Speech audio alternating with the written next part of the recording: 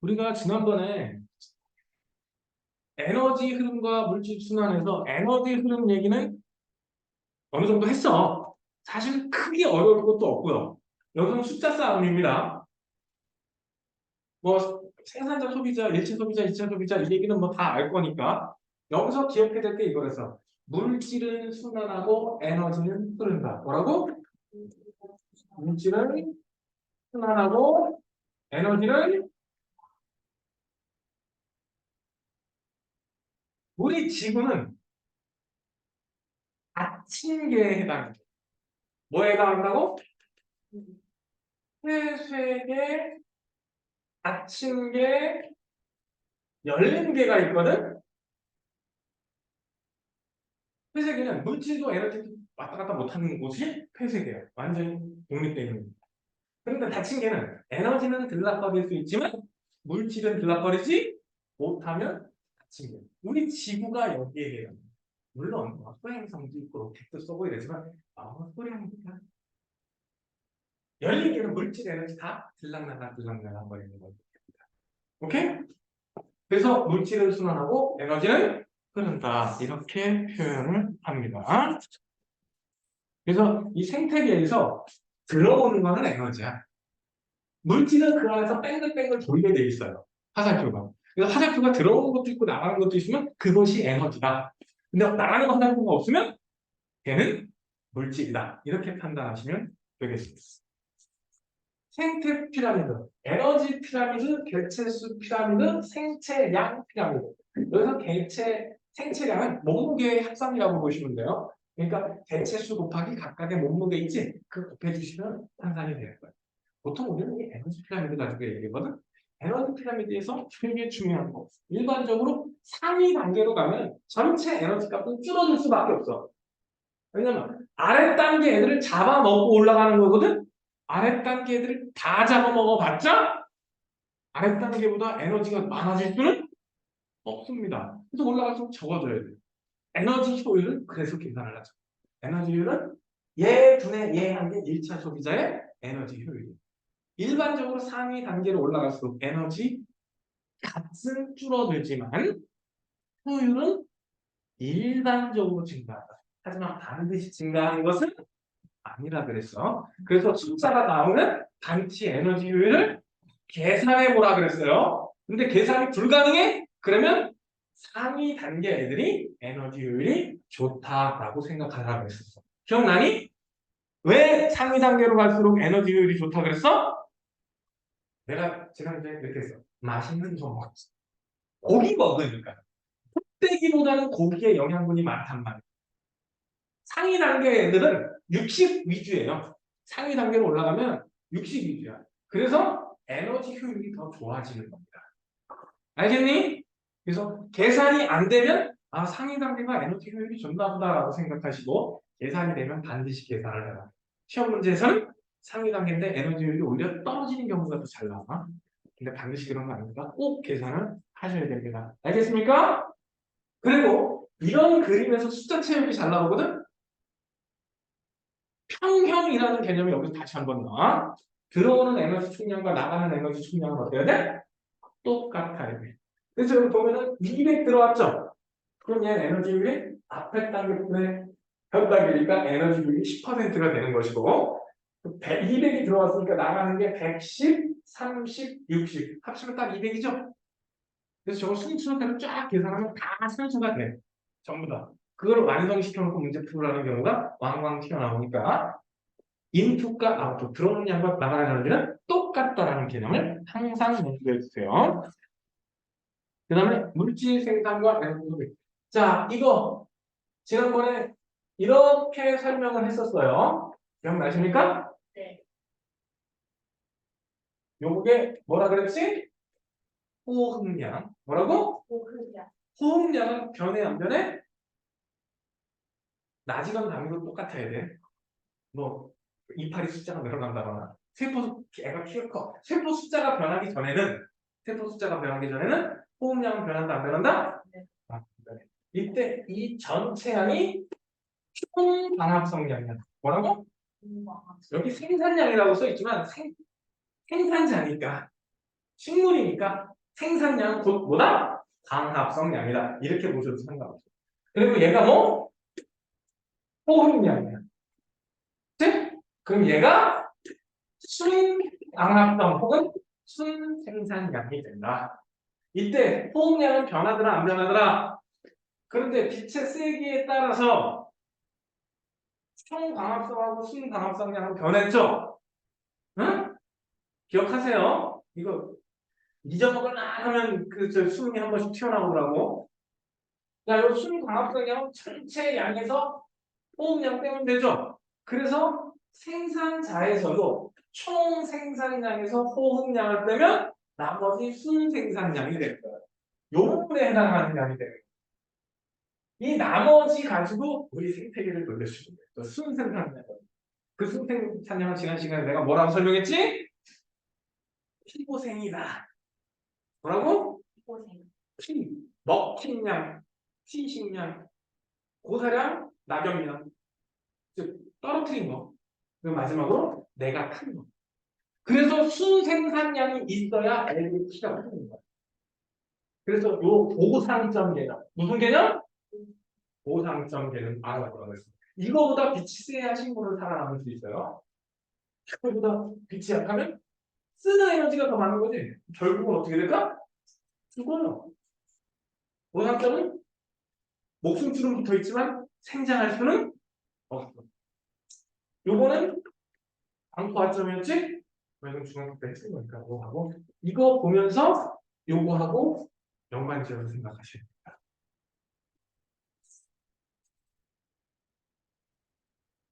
군집에서는 열대우림이 생산량이 제일 커요. 누가? 열대우림. 아마존. 우리나라엔 열대우림은 없잖아. 열대우림이 생산량이 가장 크다는 거. 그리고 선이라는 거 우리 지난 시간에 했었지. 선이가 진행 중에는 선이가 진행 중이라는 얘기는 애들이 쭉쭉쭉 큰다는 얘기거든. 그때는 수생산량. 여기서 생장량이 수생산량이 들어갔지. 그러니까 천이가 진행 중일 때는 뭐가 커? 수생산량이 많이 큽니다. 생물 개체수는 적지만 정확하게는 수생산량의 비율이 크다. 그래서 숲이 확 발달을 한다. 극상에 도달하면 수생산량은 거의 없어요.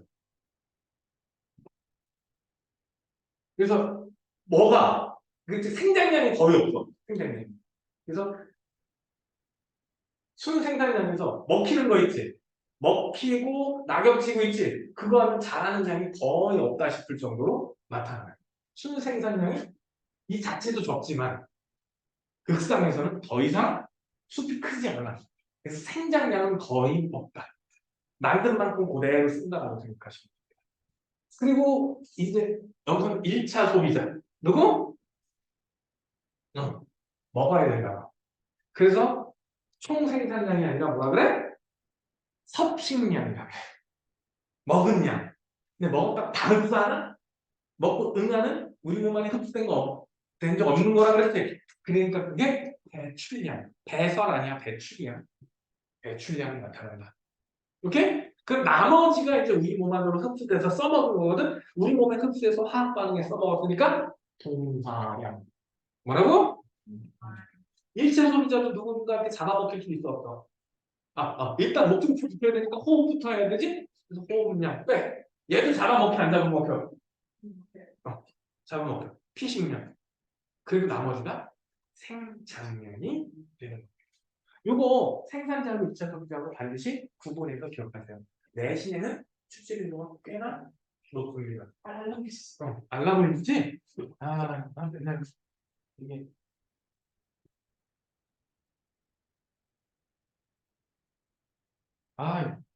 생각 잘못 샀어. 생각보다 많이 흔들려. 두 개를 갖다 붙여버릴까? 아, 설치하기 되게 편하거든? 근데 생각보다 이게 그렇고 조절할 때도 쉽고 다 좋은데 조금만 가도 막 흔들려가지고 그게 좀 안 좋네. 집에 있는 거 갖고 올까?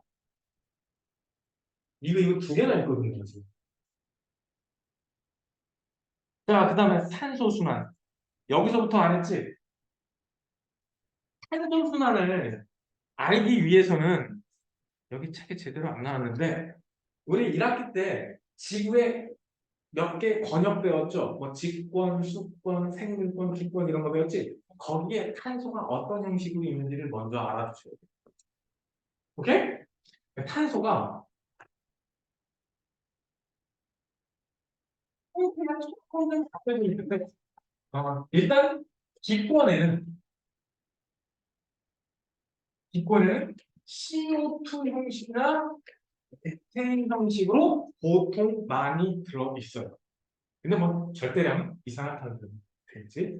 그 다음에 수권에는 HCO3 마이너스나 CO3 E 마이너스 탄산 형태로 들어있어요. 외워두셔야 돼요. 이거 모르면 뒤쪽 설명 안 돼요. 기권에는 CaCO3 탄산염이라 그래. 뭐라 그런다고? 요 칼슘 대신 칼륨이나 다른 금속이 들어있을 수도 있어. 석회석 계열로 있는데 이게 가장 많아. 탄소가 제일 많은 동네가 어디냐 그러면 직권. 땅 속에 제일 많다고 그래. 왜냐면 기체를 고체로 뭉쳐놨다고 생각해. 양이 어마어마하겠죠? 그리고 마지막으로 생물권에는 뭐로 있겠어? 보통 우리 유기물 형식이라 무슨 형식? 우리 1학기 때 배웠죠? 탄수화물, 단백질, 지질, 핵산이지? 탄수화물, 단백질, 지질, 핵산 이런 형식. 뭐 이것뿐 아니라 다른 것들도 그 토익 얘기는 탄소 화합물이지 이 형태 중에서 유기물 형태로 있는 것들이 다 탄소에 해당이 되더라. 오케이? 얘네들이 생태계 안에서 돌고 돕니다. 일단 기권에서 생물권으로 들어오는 거 광합성을 하면 되죠. 뭐 하면 된다고?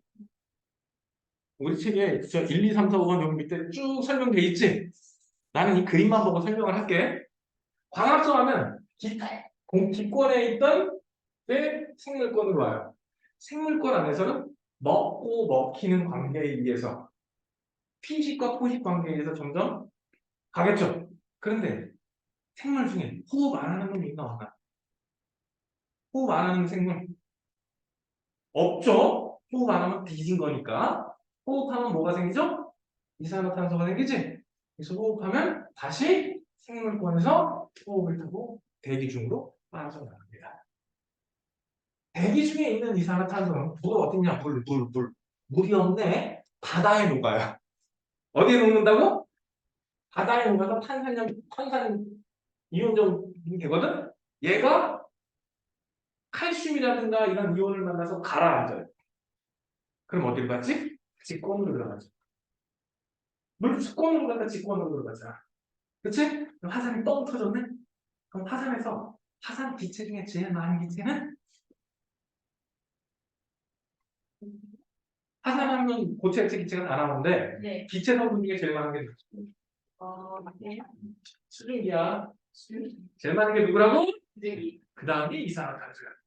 많은 사람들이 잘못해서 잘못 알고 있어. 이산화탄소를 착각하고 있는데 화산이 터지면 수증기가 50% 이상해. 한 60%, 70%가 수증기예요. 그럼 그거보다 많을 수 있어, 없어? 50% 이상 나와보면 그게 넘버원일 거 아니야. 근데 수증기가 70%까지 나와. 50%는 무조건 이상이라고. 남은 게 누구? 남은 것 중에 제일 많은 게 이게 이산화탄소. 다시 나왔네? 이렇게 빙빙 도는 거야. 그리고 생물이 일부 죽어서 땅속에 파묻히면 석탄 혹은 석유가 될 수 있죠.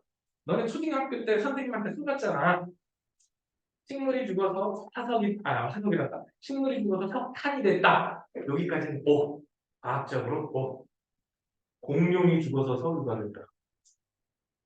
그렇게 들은 사람도 있을 거야. 혹은 동물이 죽어서 석유가 됐다. 공룡이 죽어서 석유가 된 건 아니야. 야, 공룡이 죽어서 지금 뽑아내는 만큼 한 군데 물려 있으면 얼마나 많은 공룡이 몰려 있어 죽어야 돼?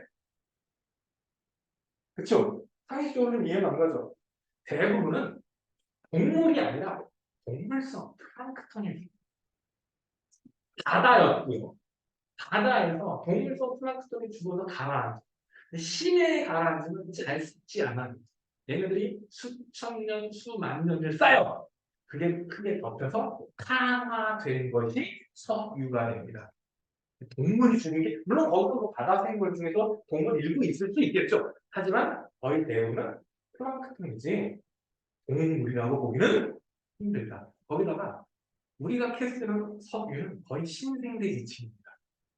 중생대 아니라고. 근데 식물이 죽어서 석탄이 됐다는 건 맞아요. 거의 대부분 고생대 지층이고 거의 고사리 있죠? 고사리 같은 양치식물류가 탄화돼서 석탄돼. 그러면 여기 직권에 하나 더 들어가야 됩니다. 화석열.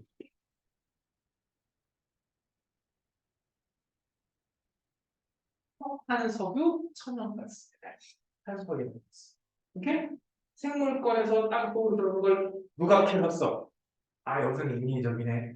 인간이 졸라해가지고 연습을 시키니까 대기 중에 생태계에 있을 때보다 요만큼 더 이산화탄소가 빠르게 대기 중에 공급되겠지.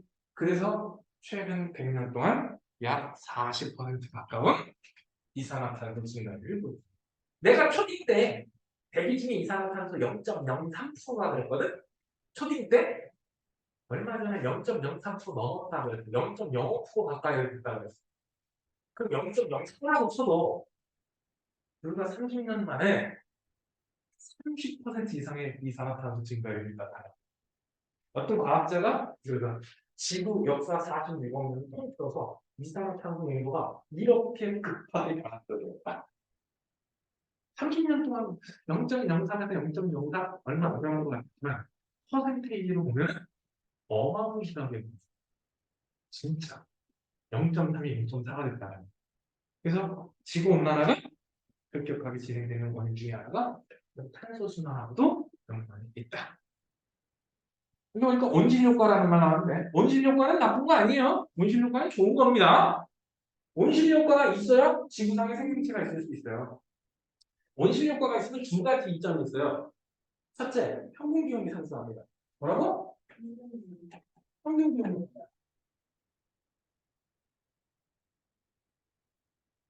달하고 지구하고 태양하고 거리가 비슷한데 달보다 지구의 평균 기온이 20도 이상 높아요. 대기가 있어서 온실 효과가 나타납니다. 오케이? 두 번째, 대기가 있으면 일교차가 작아요.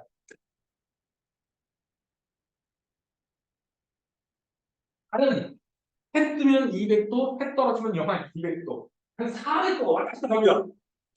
이게 제일 심한 동네가 수성이죠. 응? 수성은 한 500도 이상 왔다 갔다 하니까. 응? 근데 대기가 있으면 지구는 찍해야 50도, 60도예요. 낮과 밤이 기온 차이가 찍해야 5, 60도. 저 사막 있지? 사막 가면 한 60도까지 왔다 갔다 해. 낮에는 거의 50도까지 올라가는데 밤에는 영하권으로 떨어지거든요. 사막 동네 사는 애들이 그 옷 두꺼운 거 이렇게 치렁치렁하고 다니지. 걔네들은 옷을 둥는 옷을 잘 안 입어. 왜? 더우니까. 이 치렁치렁 햇빛이 나가. 그럼 그늘지죠. 그렇게 옷을 입고 다녀요. 그런데 낮만 생각하면 되는데 밤 되면 불이 얼정도로 추워. 그러니까 그 치렁치렁한 옷을 두꺼운 천으로 입고 다닙니다. 거기는 그늘에만 들어가면 살만하대요. 건조해서. 나는 안 가봐서 잘 모르겠어. 사막 동네 가본 사람 없어? 여행 안 가봤어? 갔다 온 사람, 우리나라에서 아직도 중동 쪽에는 건설로 많이 크게 나갔다 오거든요. 어, 요즘에 한번 꺾였는데, 거기 직접 갔다 온 사람하고 얘기를 해봤더니, 그늘에만 들어가 있으면 살만하대. 근데 햇빛에 나오면 죽을 것 같아. 햇빛이 너네들 햇빛 쌩 떨어지면 살이 따갑게 느껴지는 거 있지? 늘 그렇다는 거. 그래서 반팔을 안 입는. 살이 익는데 이거. 근데 지구 온난화는 누구 때문에? 온실 기체 때문에 지구의 평균 기온이 상승하는 현상을 온실 효과를. 자, 그럼 온실 기체 누구 있었지? 수증기, 이산화탄소, 메테인 정도만 기억하시면 돼. 근데 보통 수증기는 온실 기체지만 지구온난화의 주범이라고 보지는 않아요. 누구를 주범으로 봐? 이산화탄소. 근데 능력으로 보면 메테인이에요. 똑같은 농도로 있으면 메테인의 능력치가 이산화탄소보다 한 20배 정도 높아요. 근데 대기 중에 이산화탄소가 메테인보다 몇천 배가. 그럼 누가 더 문제예요? 이산화탄소, 짱깨 같은 놈들이야. 쪽수로 상대하는 놈들이야. 양이 워낙 많아. 그래서 지금 지구온난화에서 가장 문제가 되는 게 이산화탄소거든. 문제가 효과적으로 제거할 기술이 아직 없다. 우리 이산화탄소 뭐 무슨 양식 제거하면 되지 않아? 0.03%, 0.04%다. 양이 많아 적어. 되게 적죠. 그러니까 얘를 많은 데서 뽑아내기 쉽지. 근데 적은 데서 뽑아내야 되지. 그럼 쉬울까 어려울까? 어려워. 그래서 이산화탄소를 온도를 확 낮춰가지고 드라이아이스로 만드는 것도 한 가지 방법인데 드라이아이스 만드는 것까지 좋은데 에너지가 많이 들어가. 온도를 뭐 영하 몇십 도까지 하죠. 저기 영하 40몇 도 돼야 이산화탄소가 고체로 들어가거든요. 그 이하로 냉동을 시키면 들어가는 난방비가 어떨까? 많이 들어가겠지. 그래서 근데 그 전기 만들려면 어떻게 해야 되냐? 이거 태워야 되지. 배보다 배꼽이 크다. 그러니까 이 드라이아이스를 만들어서 저기 그 석유 캐는 거기다 때려 박는 얘기를 하거든. 돈이 들어도 어쩔 수 없다 이게. 응? 근데 제일 좋은 방법은 다 나왔어. 이산화탄소 제거하는 게 가장 좋은 방법은 뭐라고? 그거보다 좋은 방법이 아직. 이산화탄소를 좀 저렴한 방법으로, 응? 효과적으로 추출해낼 수 있는 방법이 있으면 돈 좀 많이 받을 거예요. 벌 거예요. 우리나라에서 1년에 그 환경 부담금이라는 거 있거든요. 이산화탄소를 우리나라에서 1년에 얼마만큼 배출할 수 있다라는 협약이 있어요. 그거 오버하잖아? 그러면 이산화탄소 배출권을 외국에서 사와야 해요. 해마다 한 2조 원어치 사오고 있어요. 왜냐면 아프리카라든가 동남아시아 쪽은 산업화가 덜 돼서 이산화탄소 배출 권한을 이만큼 갖고 있는데 단도 못 쓰는 나라들이 있겠지. 특히 아프리카 쪽에. 요즘 또 거기 내전이라고 하시면 알겠죠. 그럼 그 나라에서 사오는 거, 배출권.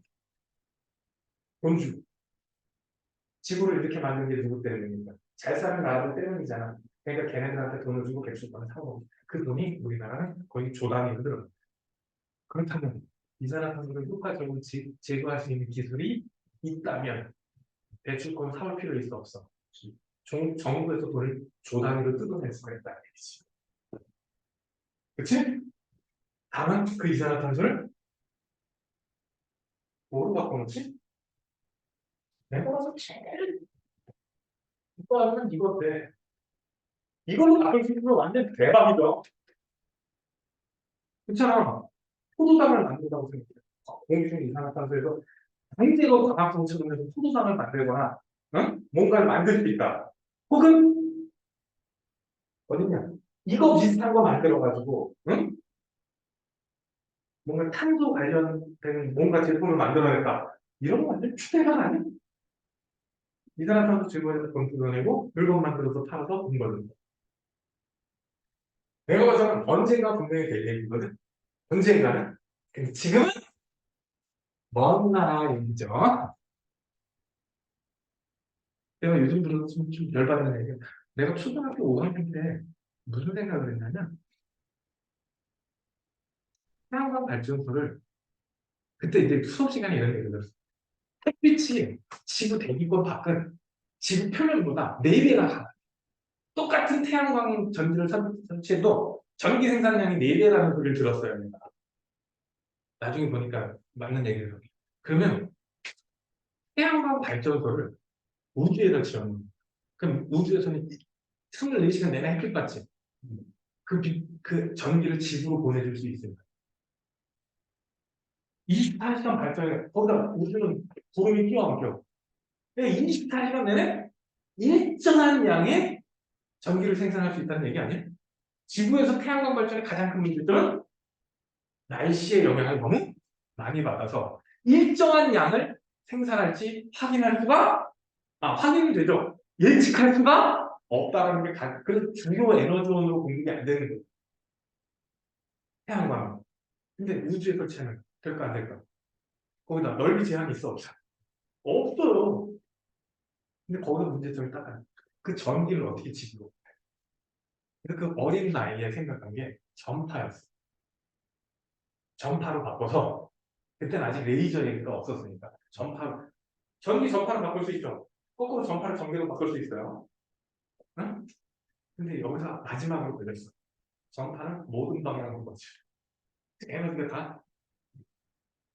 근데 지금은 지향성 전파 한쪽으로 쏠리는 전파를 혹은 레이저가 되거든. 나사에는 그걸 연구하고 있대 지금. 내가 초등학교 5학년 때 생각했던 그 아이디어. 물론 나만 생각하진 않았겠지? 그래서 뭐 발명왕대 이런 거에 냈었는데 담임 선생님이 얘기하죠. 너무 허황된 거야. 근데 지금은 솔직히 에너지를 전송할 수 있는 기술만 있다면, 응?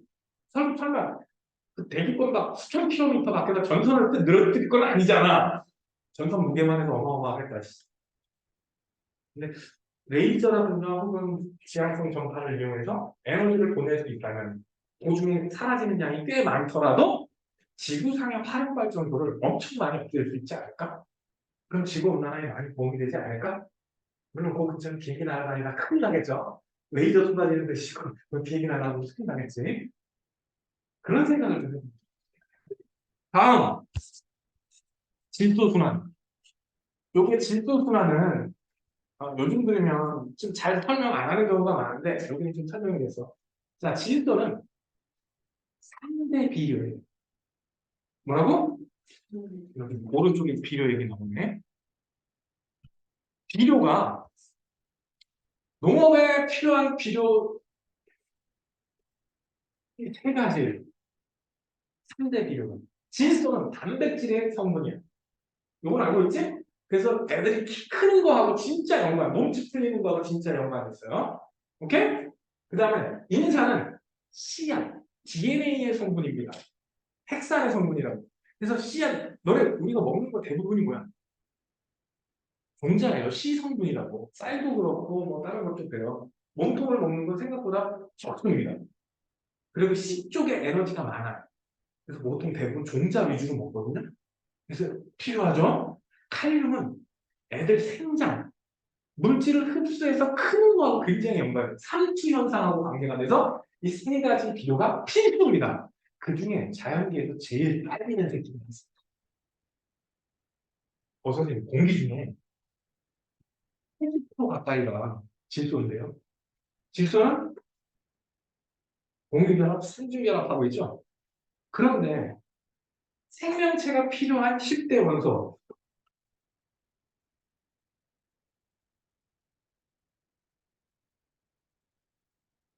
생물이 필요한 10대 원소인데 요 정도 빼고는 다 이온 상태로 들어가요. CHO나 분자 상태로 들어와서 쪼개서 쓰고 나머지는 다 이온 상태로 들어오고. 근데 공기 중에 이렇게 있다고 분자. 써, 못 써? 못 써. 그림의 떡이야.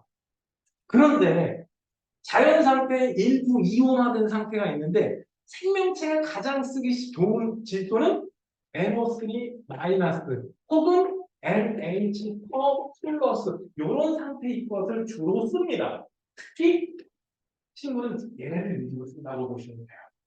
그런데 공기 중에 거의 대부분 뭐가 있어? N 수형태로 있어. 땅 속에는 이 양이 별로 없습니다. 그래서 한 군데서 한 3년 정도 농사 짓잖아? 그 땅 속에 있는 질소 성분이 거의 다 나와. 그래서 또 씨를 뿌려봤자 애들이 커, 안 커?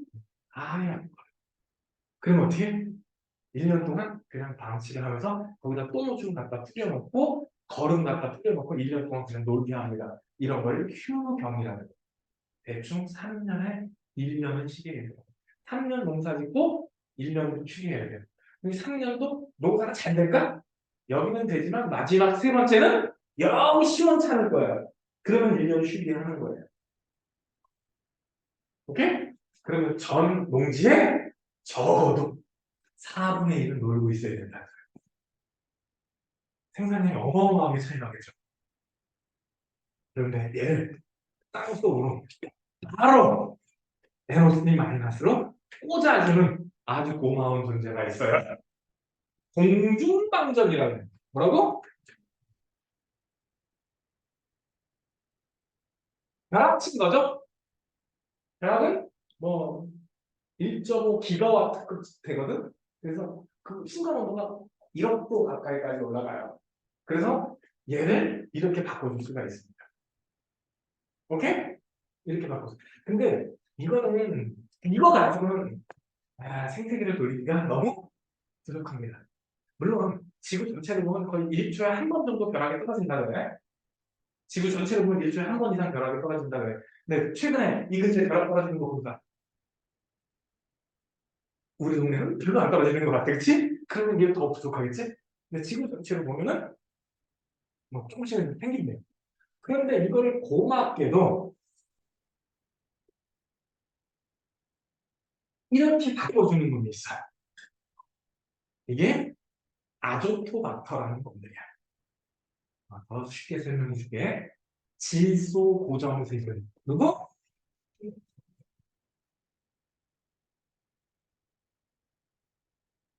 그 중에 가장 대표적인 거 너희들이 한 번씩은 들어봤을 거야? 뿌리혹 박테리아. 콩과 심을 뿌리에 붙어 산다는 뭐?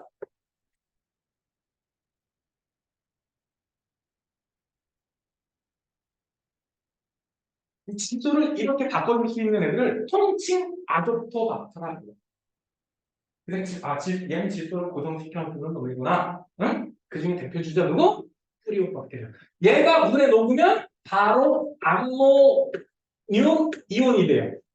물에 졸라게 잘 넣으니까. 그거를 이렇게 바꿔주는 거를 질산화라고 합니다. 그래서 질산화 세균이 응? 저 질산화를 시켜줘요. 그러면 얘를 누가 생태계 안으로 끄집어 들여서 써먹을 수가 있습니다. 오케이? 그러다 보면 이제 썩어서 일부는 다시 뭐 이런 식으로 돌아가고 일부는 대기로도 돌아가고 이러겠죠? 그런데 얘를 바로 이렇게 거꾸로 돌려보내는 반동분자 새끼들이 있습니다.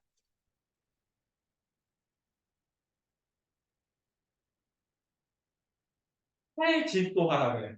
해질소화 세균이 있어요. 이 새끼들은 피끔 만들어 놓은 걸 다시 이렇게 돌려서 나쁜 새끼들이 이렇게 순환을 하는 겁니다. 근데 이거 중요한 거. 요거 있지? 요거는 동화작용 아니에요. 동화작용은 이 안에서 일어나야 돼. 생명체 안에서. 질소 동화라고 그래. 뭐라고 한다고? 질소 동화는 생명체 안에 있어 일어나는데 이게 질소 동화가 아니야. 얘는 질산화라고 해. 혹은 질화라고 해도 좋아요. 질화, 탈질화 이래도 돼요.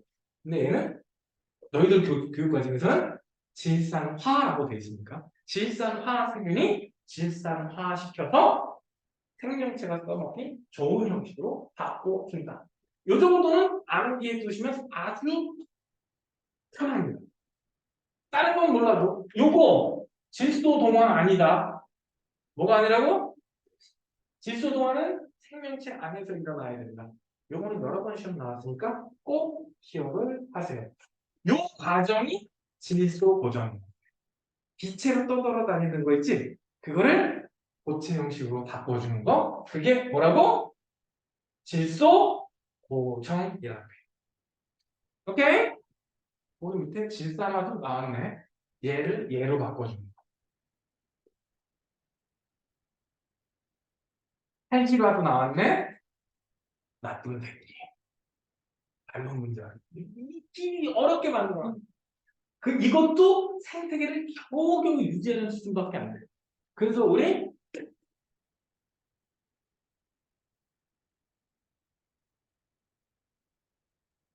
사법보증법 기억나요?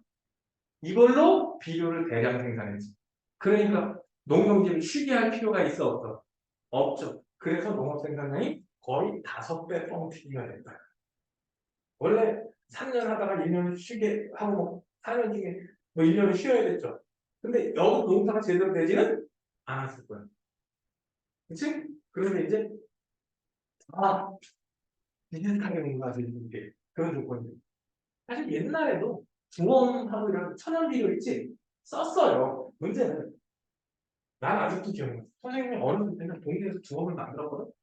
근데 동네 사람들 딱 몰아가지고 그때는 뭐 군사정권 시절이니까 면사무소에서 시키면은 우리 집 일 못해도 나와서 일해야 될 그런 시절이거든. 근데 온 동네 사람들이 나 들고 나가지고 온 들어있는 풀 다 비워. 그 동네 한켠 있죠. 그 두업은 냄새 나니까 거기다가 어, 풀 깔고 똥 깔고 석회 깔고 풀 깔고 똥 깔고 이러고 한 10m 이렇게 쌓아. 진짜 집 한두 채 만들어. 그거 그 이듬해 되잖아. 그러면 이렇게 평평해져요. 다 썩고 살아가지고 평평해집니다. 그처럼 냄새가 어떨까? 아, 죽여줍니다. 근데 여기 문제죠. 겨울에 눈이 오면 보여 안 보여? 공차다가 공이 들어가서 막 뛰다가 보면 똥통에 빠지는 거죠. 진짜 이렇게 들어가요. 나는 안 빠져나는데 몇 번 봤어. 거기 구멍덩이가 있는 거를 열어도 알지 않아. 왜 뛰어들어가지? 공이 들어갔어도? 난 그게 이해가 안 가고 거기 구멍도 잊어먹었대. 아니 거기 집채만 하는데 몇 달을 좀 있었다고. 근데 겨울이 되면 이게 다 살아가지고 여름하고 가을에는 살아가지고 되게 낮아져요. 그래서 그냥 근데 그게 거의 똥통이 이듬해 봄 되잖아. 그럼 이게 이제 한 1년 살았지. 그거 이제 퍼다가 농가에 뿌리는 거야. 그러니까 온 동네 사람이 하루 이틀 걸려서 만든 그 주먹거미를 얼마나 많은 집에서 쓸 수 있을까? 한마디로 이장집 쓰고 나온 거죠. 온 동네 사람들이 온 동네 논밭에 그걸 다 못 뿌린다고. 양이 부족해가지고. 그럼 옛날 조선시대는 누가 썼을까? 그 주먹 만들어가지고. 응? 뭐 왕은 무슨 떨수 있어. 소리들도 그 동네 진주 있지. 진주 양단치. 이런 애들이 있었지. 표현들은 그걸 썼을까 못 썼을까? 썼어. 그래서 옛날에는 누구라도 자기 집 가서 그게 거름이 돼. 얼음이 그렇게 없다가 하버 공식도 덕분에 니네들이 마구 먹고 살 수가 있게 된 거야. 지수 순환 그래서 중요하고. 자, 그 다음에 생태계에서 에너지 흐름과 물질의 순환. 아까 얘기했죠. 물질은 순환하고 에너지는 흐른다. 여기 빨간 화살표, 파란 화살표 잘 봐. 빨간 화살표가 에너지예요. 에너지는 들락날락하죠? 들어오는 것도 있고 나가는 거. 근데 파란 화살표는 나가는 거 있어요, 없어요? 잘 봐. 나가는 거 없어. 안에도 뱅뱅 돌죠. 그래서 저 화살표를 시험 보면은 흑백이니까 점선과 실선으로 주고 누가 물질이고 누가 에너지냐를 구분하셔야 될 거예요. 근데 뭐 이건 한 번만 똑바로 들어주시면 뭐 헷갈릴 게 없죠. 물질은 순환하고 에너지는 흐릅니다. 오케이? 이때 요거하고 앞에서 배웠던 그 에너지 이동하는 거 있지? 들어온 에너지와 나간 에너지가 똑같다라는 개념. 그거 섞어서 시험에 나오는 거야. 오케이? 여기서 나가는 거는 거의 열 에너지 형식으로 나옵니다. 무슨 형식으로 나간다고? 이 열이 보일까 안 보일까? 왜 안 보일까? 적외선 형식으로 나가요. 열 중에서도 무슨 형식? 여기 들어오는 건 가시광선 영역입니다. 들어오는 방법은 방학수. 오케이? 물질은 그 안에서 뱅글뱅글뱅글 돌아요. 어렵지 않지? 이따위 문제 따위야. 그 다음에 생태계 평형. 여기서는 생태계는 내비두면 회복합니다. 조금 파괴되더라도 어떻다? 다시 원래 상태로 돌아가는 겁니다. 탄력이 좀 있어요. 그래서 보면 생태계에서 생물 군집의 구성이나 개체수, 물질에 대한 에너지 흐름이 안정적이다. 안정적이라는 얘기는 크게 변한다, 안 변한다? 안 변한다라는 얘기입니다. 즉 개체수도 크게 변하지 않고 변해봤자 조금 증가했다, 조금 감소하거나 뭐 이 정도 수준이고 크게 변하지 않는 상태. 그거를 평형 상태 이렇게 얘기합니다. 이게 유지가 된다고. 그러면 생태계 평형이 유지되는 가장 기본적인 원리는 피식과 포식 관계입니다. 뭐라고? 어딨냐? 먹이 사슬 보다는 먹이, 그물, 먹고 먹히는 관계로 유지가 됩니다. 안정된 생태계는 생산자의 물질 생산과 소비자, 분해자의 소비가 당연 균형을 이루겠죠. 그러면서 물질 순환이 안정적으로 이루어진다. 먹이 사슬에 따른 에너지 흐름도 원활하게 이루어져 생태계 평형이 유지된다. 결국은 먹고 먹히는 관계에 의해서 평형이 유지가 된다. 그러면 피식자나 포식자가 갑자기 확 증가를 하면 평형이 순간 깨질 수도 있어. 근데 시간이 지나면 다시 어느 정도 돌아옵니다. 그 원리가 뭐라 그랬지? 먹고 먹히는 거. 뭐라고? 생태계 평형이 유지되는 기본 원리는 먹고 먹히는 관계야. 오케이? 그런데 만약에 이게 깨졌을 때, 산불이 나거나 혹은 뭐 어떤 이유가 있어서 생태계 평형이 일순간 깨졌을 때, 예를 들어 갑자기 풀 뜯어먹는 1차 소비자 숫자가 확 늘어나. 토끼가 갑자기 호주에서 호주에는 토끼 잡아먹고 그런 맹수가 없어요. 여우도 없었어요 옛날에. 근데 이제 어쩌다가 토끼가 유입이 됐어. 근데 토끼가 난소가 2개나 있어서 한꺼번에 임신을 2번 할 수 있습니다. 그래서 새끼를 1년에 많이 나오면 6번까지 적으면 2~3마리, 많으면 6~7마리까지 낳습니다. 한 번에. 어마어마하게 낳는 거죠. 그래서 호주의 토끼 숫자가 정말 농사 못 지을 정도까지 증가합니다. 농작물 다 뜯어먹을 정도. 그런데 이 새끼 굴 팔잖아. 굴을 파니까 이 울타리 쳐놔봤자 밑으로 끼고 들어가요. 그래서 진짜 호주에 걸쳐서 이렇게 다리 킹트 쳤다고 진짜. 호주로 가로질러서. 그 우리나라보다 수십 배급 넓었다고 해요. 그래도 실패했어요. 왜? 코가 더 빨랐어. 어떤 실패했어. 그러면 털이 어떻게 될까? 갑자기 생각해. 손은 줄어요. 아래 단계는 줄어들어. 왜? 얘가 이걸 먹을 테니까. 근데 만약에 호주에는 어떻지만 토끼 잡아먹고 사는 여우 입장에서는 흉년이죠. 그래서 시간이 조금 지나면 숫자가 증가합니다. 아래 거는 줄고 위에 거는 증가합니다. 근데 위에 게 증가했으니까 이 아래 게 어떻게 돼? 줄지. 그래서 얘가 줄었다가 위에 게 증가하면 얘는 다시 줄어요. 얘가 줄니까 이 아래 거 어떻게 되지? 증가해서 얘가 감소했으니까 얘는 어떻게 돼요? 위에 거는 앞에 직전 상황을 따라가야 돼. 아래 거는 거꾸로 가야 돼. 그러니까 아래 거는 증가하고 위에 거는 감소해서 원래 상태로 다시 돌아간다. 물론 저게 먹고 먹히는 관계에 의해서기 때문에 저 주기가 몇 년 이상은 걸려요. 그래서 뭐 한 10년, 20년 지나면 원래처럼 거의 다시 유지가 돼서 큰 변화가 없게 됩니다. 요건 시험에 나올 거예요. 예, 이 다음이 어떻게 되게? 다음 밑에 거는 줄고 위에 거는 늘어나야 돼. 오케이? 위에 거는 변화량하고 똑같이 따라가는 거고 아래 거는 그 반대로 가시면 돼요. 쉽지? 생태계 평형의 파괴는 가장 큰 건 역시 인간이죠. 뭐 쭉 나왔지만 가장 큰 건 뭐? 인간. 일단 자연재해.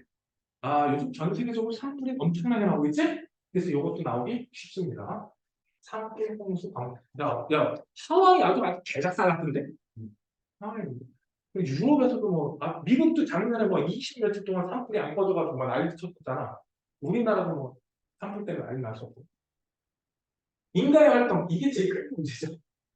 근데 인간의 활동으로 생태계가 파괴되면 회복 불가능.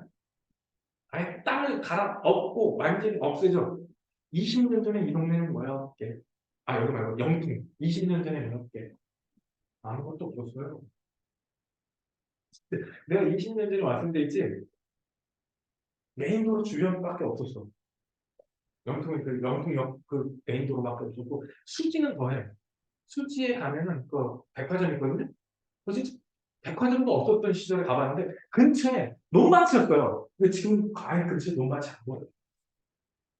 땅이 안 보인다고. 인간이 활동해서 도시를 만들어버리면 생태계가 완벽하게 파괴됩니다.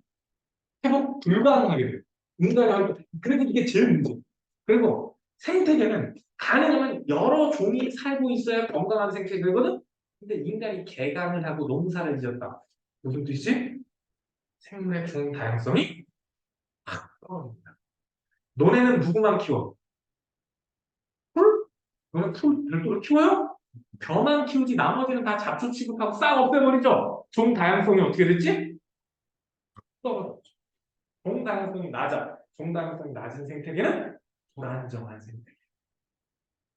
여러 종이 어울려서 살아야 건강하고 안정적인 생태계가 되거든.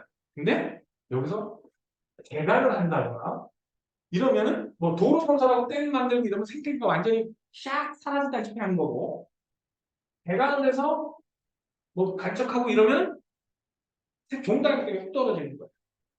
저 개발을 한다는 것 중에서 간척 사업 있죠? 생각보다 갯벌의 종다양성이 무지하게 높아요. 갯벌의 생산량은 농지의 거의 4~5배 이상입니다. 그런데 그걸 뒤덮으면 생태계가 되게 단순해지게 되겠지. 화석연료를 과산하면서 생물의 서식지가 파괴된다. 요즘 이게 점점 심각해지고 있지? 오염되는 거. 그리고 외래 종류. 우리나라 뭐 베스 얘기하면 끝났지. 우리나라 토종물고기 다 잡아쳐먹고 있잖아. 이름이 큰입 우럭이에요. 입이 진짜 지 몸통보다 더 벌어져. 지 몸통의 반만한 걸 잡아먹습니다. 한 번에 삼켜 그냥. 거기다 이 새끼들은 웃기게도 새끼를 보호합니다. 보통 물고기들은 알을 낳아놓고 지키는 경우가 많지가 않거든? 근데 얘네들은 알이 부화돼서 어느 정도 자랄 때까지 부모들이 주변에서 지켜요. 다른 놈들 못 오게. 그래서 초기 생존율이 높은 거예요. 먹어볼 바에 의하면 먹을 만하다. 맛있다. 원래 먹으려고 들어온 거니까. 근데 문제가 있어. 천적이 없어. 외래종의 문제는 천적이 없다는 겁니다. 뭐가 없다? 잡아먹는 애가 없으니까 그냥 무한정 자라버리는 거죠. 혹시 황소개구리 알아요? 요즘에는 조금 좀 얘기가 좀 줄었는데, 황소개구리는 우리나라에 들어왔을 때 뭐 먹으려고 들어온 거였거든요. 맛있어요. 먹어봤지? 황소개구리 맛있어요. 생각보다. 나는 구이가 맛있다. 튀김보다는 구이가 좋더라고요. 먹으려고 들어온 겁니다. 우리나라 먹을 게 없어. 그런데 그러다 보니까 우리 생태계 입장에서 혹시 먹고들 느끼잖아. 그럼 잘 먹어 안 먹어? 야생동물 애들은 생각보다 먹던 거 위주로 먹어. 새로운 먹거리에 잘 도전할 수 있는 잘 안 해. 근데 그러다 보니까 안 먹었겠지? 여기다 한국인들이 가지고 있으면 부러워요. 그러다 보니까 이제 근데 요즘은 이제 먹는 놈이 좀 생겼나 봐. 우리나라에서 한국인구이가 문제되는 게 거의 흡입량이거든. 그러니까 이제 이렇게 늘 보이던 놈인데 한번 먹어볼까 하는 놈들이 있었겠지? 그러다 보니까 먹는 놈들이 좀 생겼나 봐. 그래서 야생 동물들이 조금 개체수가 증가하는 뉴트리아 있죠. 우리나라에 사기 거의 멸종됐었거든. 근데 뉴트리아 잡아먹는다 그러더라고. 사기. 그래서 뉴트리아가 요즘 숫자가 급격하게 줄어들었어요. 외래 외래 생물은 그게 가장 큰 문제예요. 또 하나 가시박이라는 거예요. 요즘 시골 하천에 보면은 뭔가 가시박이 확 녹고 있거든. 그게 가시박. 펄스처럼 커져요. 씨를 어마어마하게 만들어가지고 바람 타고 날아가거든. 막을 수가 없어 사실. 자, 그다음에 생태계의 변화, 사슬. 처음엔 갔다. 처음에는 사슬을 보호하기 위해서 늑대를 싹 찍었다. 사슬 보호하겠다고 늑대를 싹 찍었어. 그랬더니 사슴이 오히려 줄어들었어. 왜냐면 늑대를 죽였더니 사슴 개체수가 넘어진 거예요. 초원이 완전히 풀밭이 없어져 버리는 거예요. 근데 문제는 초원을 너무 평평화시키잖아. 그러면 사막화돼요. 풀이 아예 안 자라버리더라고. 그러니까 어떻게 됐을까? 초원이 없어지니까 사슴 개체수가 이렇게 줄어들어 버려. 오히려 사슴이 멸종될 위기에 처했어요. 시간이 지나니까. 그래서 어떻게 했냐? 다시 늑대를 풀어놓습니다. 다시 늑대를 풀어놓으니까 어느 정도 개체수가 유지가 되더라고요. 그럼 이제 한번 딱 하나. 늑대 숫자가 너무 증가하지 않게만 관리해요. 그걸 뭘 보고? 사슴 개체수나 혹은 풀밭 상태 있지. 이런 걸 보고 사슴 개체수가 너무 많은가? 이러면 늑대를 내비두고 사슴 개체수가 좀 줄어든다 싶으면 몇 마리 잡아주고 이런 식으로만 조절하면 돼요. 근데 어느 생태계 하나 안에서 굳이 그 늑대를 잡아주지 않아도 있지 어느 구역 안에서는 늑대도 너무 많아지지는 않아요. 전체적으로 안정하게 되면 유지가 됩니다. 지금은 어떻게 이 이후로 다시 여기 늑대냐? 아, 이거 퓨마구나. 퓨마를 같이 갖다 풀어놓지. 멸종시켜버렸더니 오히려 생태계에 문제가 생겨. 이때 큰 깨달음을 얻은 거야. 인간이 함부로 생태계를 조절하려고 들면 오히려 그 미래에 더 큰 문제가 생길 수도 있다. 그래서 인간의 간섭으로 생태계가 아주 심하게 파괴됐던 예 중에 하나로 이게 미국의 국립공원에서 있었던 사슴 개체수 사건이 있습니다. 끝났다.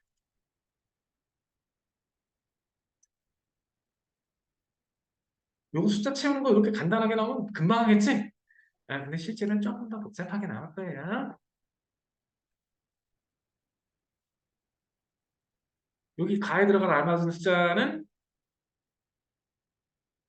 전체가 2지? 먹은 게 2잖아.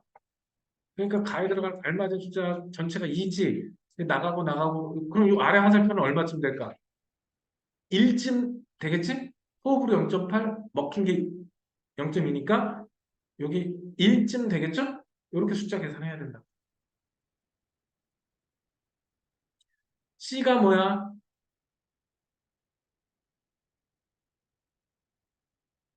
C 호흡량. 오케이? 이거랑 사실상 같은 그래프라 그랬죠? 총생산 기억이 아마 호흡량쯤 될 거야. 기억이 뭐라고? 호흡량쯤 될 거야. 여기서 뭐라 그랬어? 생장량과 순생산량이라 그랬지? 순생산량 안에 피고생이 있었지? 그러면 기억은 생장량이 될 수가 없어요. 왜? 이 B가 순생산이지. 그 중에 일부가 뭐야? 생장이지. 그러니까 기억이 생장량이 될 수는 없다. 정말 당연한 얘기죠. 이런 식으로 채워넣는 얘기.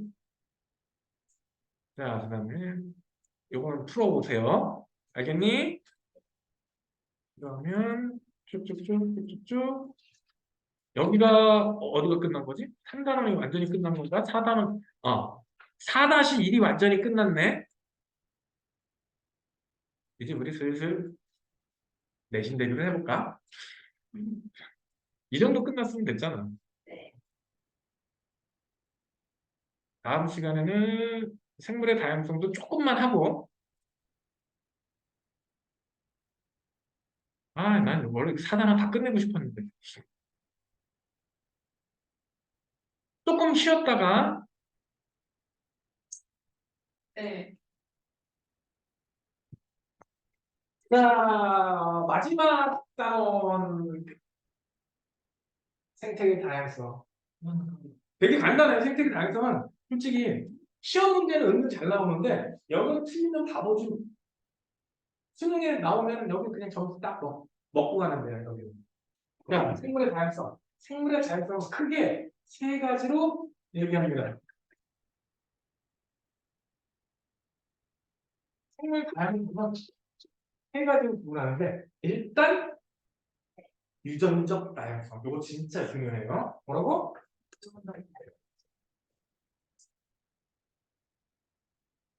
이거는 한 종류 안에 얼마나 다양한 종류의 유전자가 있느냐 이거예요. 뭐 예를 들면 그거야. 너네 사람마다 키 크기가 다 다르지. 네. 이게 사람마다 유전자가 다 달라서 그래. 지문 다 다르지. 생긴 거 다 다르지. 이게 유전자에 조금씩 이런 다 차이가 있어서 그래. 이것이 유전적 다양성. 깜짝이야. 소야, 오늘 2시에 수업하고 기억해? 알았어. 아직 아니지. 지금 다른 수업 중이지. 2시까지만 오면 돼. 응. 오고 있었대. 응. 자, 유전적 다양성이라는 그거야. 사람한테는 키 큰 관련 유전자가 한 200가지씩 있다 그래요. 아주 정확한 숫자는 모르겠어. 근데 한 사람이 100가지씩 가요. 200가지가 있는데 그 중에 100가지를 가지고 있으면 자, 수학에서 어떻게 조합해? 200가지가 존재하는데 그 중에 100개를 가지고 있어. 200분의 100. 완전히 너네 수학에서 배웠을 거 아니야? 확률과 일단, 편비례. 컨비네이션 배웠잖아. 네. 어떻게 계산하냐고. 200, 200. 응? 멸치미. 그래. 어. C라 그래? 그걸 컨비네이션이라고 안 하고? 이라. 뭐 표기는 C지만 보통 200 컨비네이션 100 이렇게 하잖아.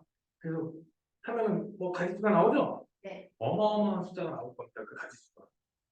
거기에 팩토리얼 뭐 이런 거 들어가고 그러잖아. 그치? 네. 그래서 유전적 다양성이 되게 중요한 것 중에 하나가 이 유전적 다양성이 커야 멸종을 안 당하고 환경이 확 변했을 때 멸종을 안 당하고 살아남을 확률이 커져요. 물론 다 사는 건 아니고 그 여러 마리 중에 유전자를 다양하게 갖고 있으니까 누군가는 적응해서 살아남을 수 있다는 거예요. 99%가 죽어도 1%, 일부는 살아남아서 멸종을 피할 수 있다. 그래서 유전적 다양성이 굉장히 중요합니다. 두 번째, 종류 다양성. 시험에 제일 잘 나오는 게 종류 다양성이야. 한 생태계 안에 얼마나 많은 종류의 생명체가 살고 있느냐. 아까 건강한 생태계는 먹이 그물이 복잡한 생태계라는 얘기를 했었지. 먹이 그물이 복잡하다는 얘기가 바로 이게 종 다양성이 작다. 여러 종이 살고 있으면 오히려 멸종이 잘 안 돼. 내가 5종류의 먹거리를 먹어. A, B, C, D, E, F. 근데 내가 늘 먹는 게 A 위주로 먹어. A 먹다가 A가 눈에 안 뜨면 B나 C 다른 걸 먹죠. 그럼 A는 그동안 다시 새끼 쳐갖고 숫자가 늘어날 기회가 생겨. 근데 이 생태계는 A밖에 없어. 그럼 어떻게 해야 되지?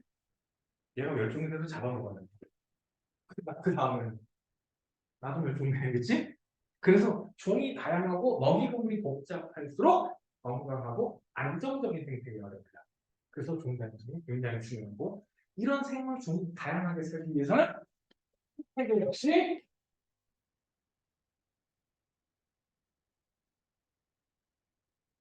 사막에서만 사는 놈, 늪지에서만 사는 놈 이런 놈 있지? 우리나라 전체로 보면 이런 여러 종류의 생태계가 필요하다는 얘기가 있어요. 그러면 그림은 딱 보고 여기 봐봐. 한 종류만 있지? 몇 종류만 있다고? 여기 이 책에서는 풍뎅이로 나왔는데 어느 책에서 보면 쥐새끼로 나와 있더라고. 똑같은 한 종류의 이 등딱지에 점의 위치라든가 개수가 다 달라요. 너네들이 얼굴 모양 조금씩 다 다르고 지문 다 다르듯이 그게 보다 유전적 다양성을 뜻하는 겁니다. 얼룩말 있죠? 얼룩말 보면 얼룩 다 똑같이 생긴 것 같지? 아니야, 잘 보면 다 달라요. 그래서 사진 작가들이나 그 생태학자들 있지? 그 무늬 보고 어떤 놈인지 판단하는데 고래 꼬랑지에도 이렇게 고래 꼬랑지에도 무늬가 있거든. 그 무늬가 고래마다 다 다른데 인간의 지문처럼. 그래서 개체를 확인할 때 그럴 수 있는데 그게 다 유전적 다양성입니다. 그 다음에 하나의 생태계 안에서 여기 뭐 달팽이도 있고 개구리 있고 도치군도 있고 뭐 여러 종류가 살고 있죠. 저렇게 되면 그러면 종 다양성을 뜻하는 거고 물도 있고 호수도 있고 숲도 있고 이걸 뜻하면 생태계 다양성. 그림만 보고 이 셋 중에 누군지 딱 알면 나머지는 뭐 그냥 날로 먹는 거. 유전적 다양성 왜 중요하다 그랬어? 유전적 다양 유전적 다양성이 좀 높을수록 환경이 변했을 때 멸종을 안 당하기 쉽다고. 여기 3번. 이게 제일 중요한 말이에요. 유전적 다양성이 높으면 환경이 변했을 때 멸종이 안 당하고 다 살아남는 게 아니라 그 중에 누군가는 살아남아서 멸종을 안 당하고.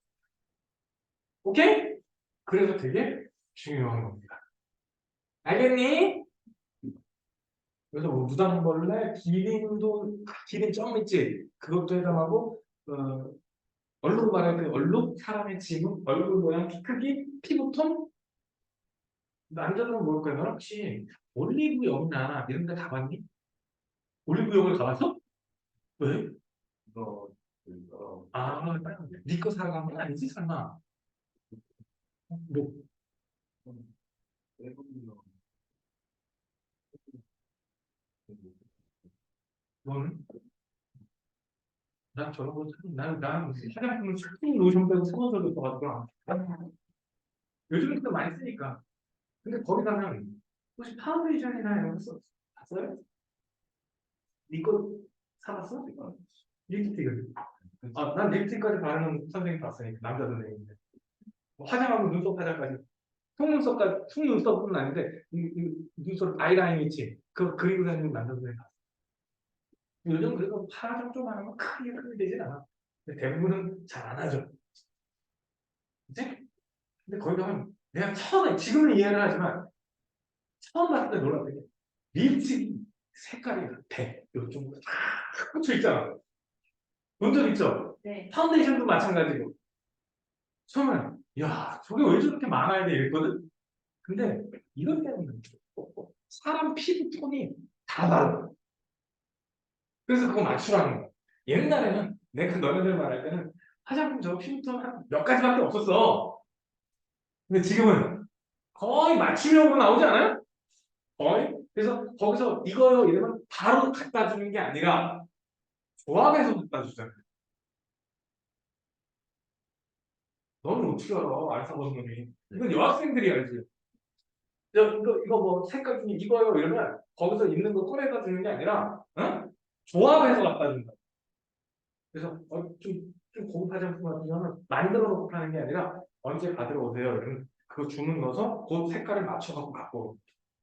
안 그러면 버려지는 화장품이 너무 많겠죠. 그래서 화장품이 90% 세일 자주 하고 만들어 놓고 안 팔립니다. 화장품은 90%가 광고입니다. 그리고 베트남이나 동남아시아 쪽에 그 우리나라 그 뷰티 제품들 있잖아.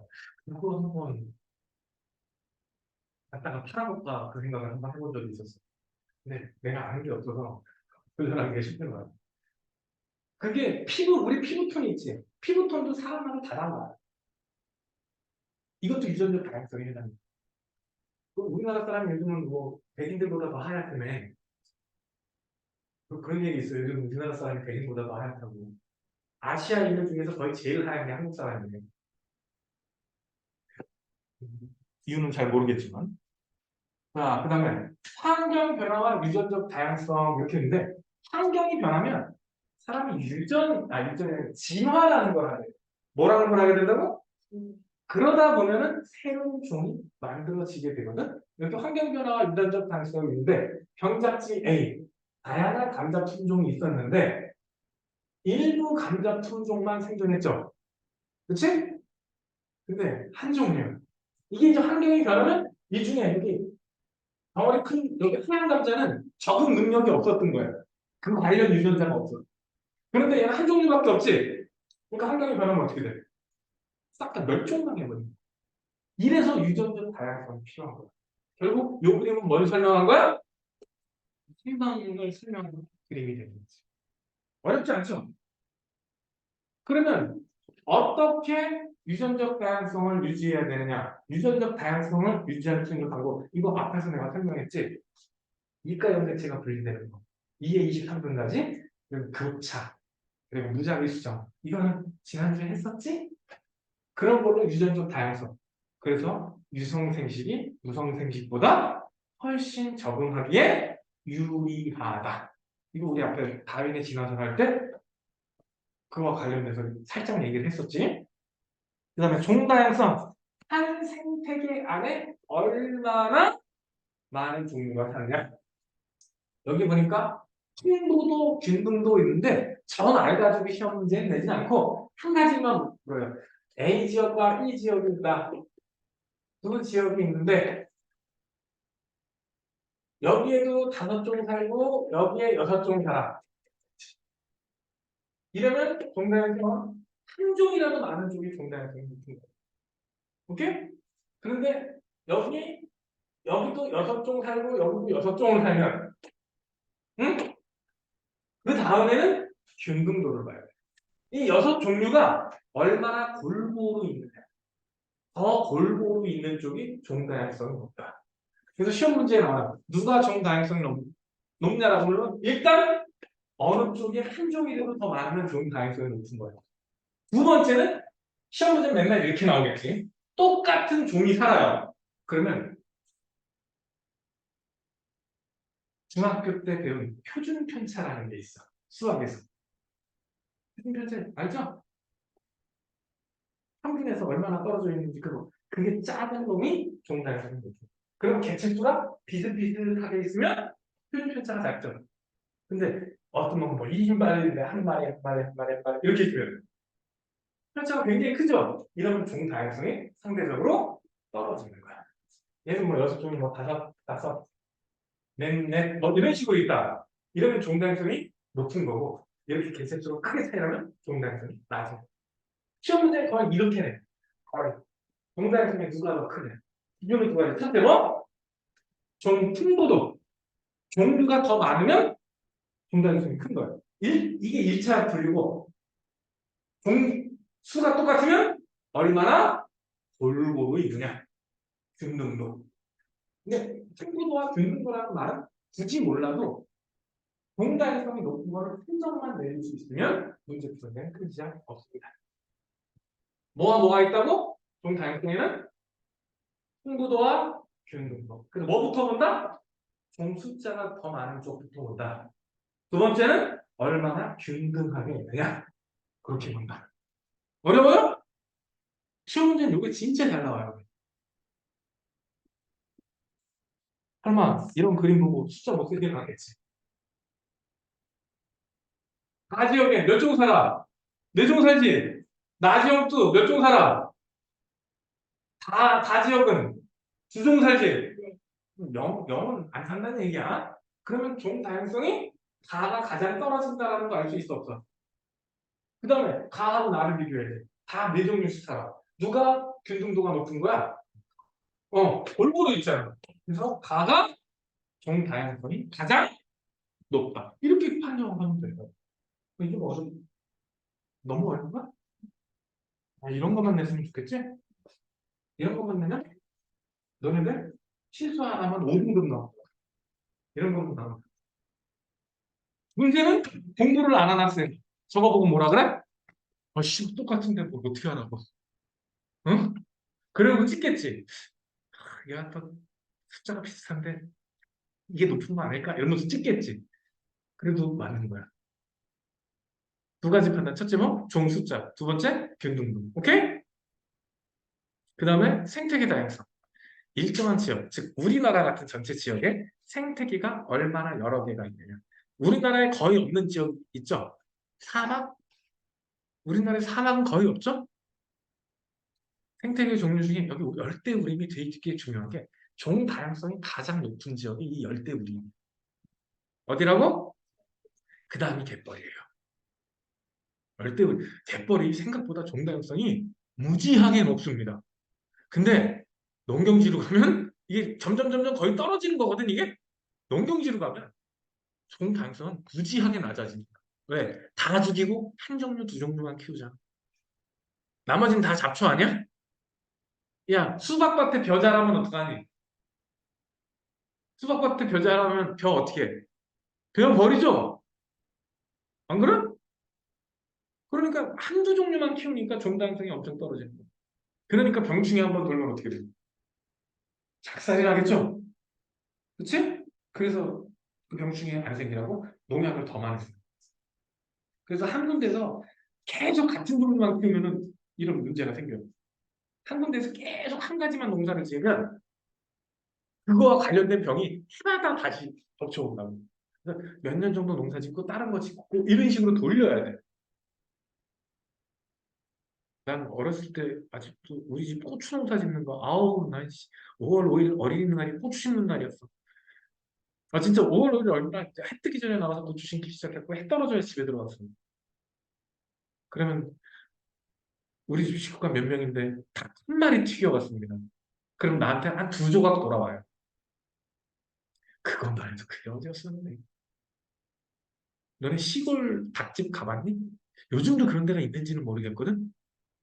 최근에 가장 최근에 내가 한 5년 전쯤에 우리 동네 닭집을 가서 닭을 튀겼어요. 두 상자 줘요. 한 상자 아니야. 한 마리 잡았는데 두 상자 줘요.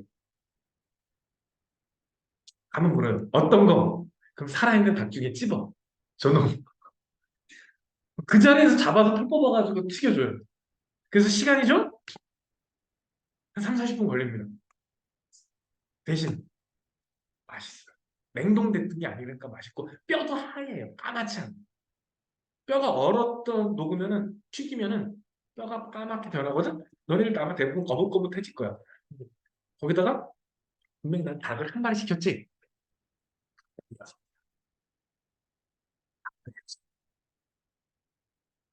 시골이니까 외지에서 온 사람들한테는 닭발하고 닭똥집을 잘 안 넣어줘요. 근데 아는 사람이 오잖아. 그런데 뭐 머리 똥집 넣어줘? 그럼 얘 넣어주세요. 이러면 있는 거 넣어줄게. 분명히 나는 닭 한 마리를 시켰는데 닭똥집은 모아보면 한 100조각 나와요. 아무리 잘라봤자 6조각이 안 넘을 것 같은데 한 10몇 조각 나와. 그럼 뭐지 보면은 모래주머니 해놨다가 그 남들은 안 넣어주고 그리고 치킨에 닭발 와요 안 와요? 그 닭발 다 어디가 있을까? 포장마차가 있겠지. 그것까지 다 넣어준다고. 그래서 양이 되게 많아. 그리고 저 시골 닭은 폐개라고 그 양계장에 있던 거 있죠? 양계장에서 이제 알을 못 낳으면은 내치거든? 걔네들이야. 걔네들을 갖다가 집에서 키우면서 한 마리씩 잡아서 파는 거예요. 그래서 덩치가 커요, 애들이. 나 어렸을 때도 그 폐개가 그거 이제 알 낳는 거 이제 끝난다. 1년에 몇 개나 나와? 200개 근처를 낳아야, 200개 이상을 낳아야 그 사료 대비 계란값이 더 세진대요. 그러니까 200개도 못 나오면 어떻게 되는 거야? 치킨집으로. 그렇게 되는 거야. 그래서 어렸을 때 그 닭을 되게 싸거든, 그게? 양계장에서 사다가 키워. 그럼 더 커요. 애에서 이렇게 살고 있을 거 아니야. 쪼그리고. 근데 풀어서 키우면 등치가 많이 커져요. 그걸 이제 겨울에 한 마리씩 잡아먹는 거지. 근데 걔네들이 알을 낳을까 안 낳을까? 낳아요. 음. 1년에 200개를 못 낳는 거지. 1년에 한 150개는 낳을 수 있는 애들이야. 즉, 솔직하게 양계장에서, 응? 그 산업적으로 키우기에 그 수지 단가가 안 맞는 거지. 시골집에서 키우기는 충분한 수지 타산이 나와요. 소량으로 하기에는. 시골에서는 걔네들 시골에서 여름에 풀 배다 줘요. 풀 배다 주면 그 풀하고 거기는 벌레 있지. 그런 거 잡아먹고 잘 커요. 사료는 조금만 줘도 돼. 근데 양계장에서는 오로지 사료만 먹여서 키워야 되잖아. 그러다 보니까 오히려 생산 단가가 세게 들어. 마당에 풀어 키우면 지네들이 알아서 꼬꼬닥거리고 돌아다니면서 알아서 잘 주워 먹어요. 알도 잘 나요, 생각. 어렸을 때 그 계란 하나가 얼마나 귀했는데. 요즘 뭐 계란 뭐 잘 먹어요? 응? 야, 나 때 도시락에 계란 하나 먹으면 짱이었어. 그날 반에서 인기 스타 된다고. 계란을 어디다가? 도시락 바닥에 깔아놔. 계란 후라이를 붙여서 위에다 올려가면 애들이 나도 조금만 다 뛰어가니까 바닥에 깔아서 가는 거야. 바닥에 깔고 위에다 밥을 올려. 그러면 알아 몰라. 냄새는 어쩔 건데. 알아. 너 계란이지. 그래서 도시락을 뒤집어 봐.